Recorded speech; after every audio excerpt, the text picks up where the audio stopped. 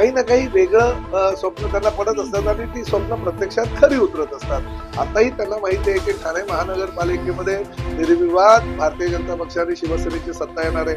100 पेक्षा जास्त नगरसेवक, कितीतरी पटीने जास्त नगरसेवक हे महापालिकेमध्ये निवडून येणार आहेत आणि त्यामुळे काही आपलं चालत नाही, उभाटाला कोणी विचारत नाही.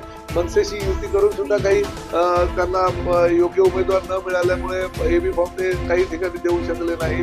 काही ठिकाणी मनसेच्या उमेदवारांनी उभाटाच्या ठिकाणी, उभाटाच्या उमेदवारांनी मनसेच्या ठिकाणी सुद्धा बंडखोरी करून एबी फॉर्म देऊन उमेदवारी अर्ज दाखल केलेले आहेत. असे प्रकार घडत असताना त्यांना मात्र काहीतरी नवीन वेगळं काहीतरी दाखवण्याचा प्रयत्न करायचा किंवा बोलण्याचा प्रयत्न करायचा, म्हणून ते जर अशा पद्धतीनं काहीतरी बोलत असतील तर त्यांच्या त्या बोलण्याला किती महत्व द्यायचं हे आम्ही अजून ठरवलेलं नाही. आम्ही काय महत्व त्यांना देतो.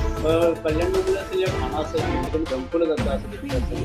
अहो, संजय राऊतच सगळ्यांना धमकवतात. सकाळी सकाळी उठले की ह्याला धमकव, त्याला धमकव, मीडियावाल्यांना धमकाव, हिंदी मीडियावाल्यांना धमकाव, मराठी मीडियावाल्यांना धमकाव, हेच करत असतात. आणि त्यांच्या ह्या धमकावण्यामुळे राज्यामध्ये उबाटाचा सुपडा साफ झालेला आहे. आता मनसेचा सुपडा साफ करण्याची सुपारी त्यांनी घेतली.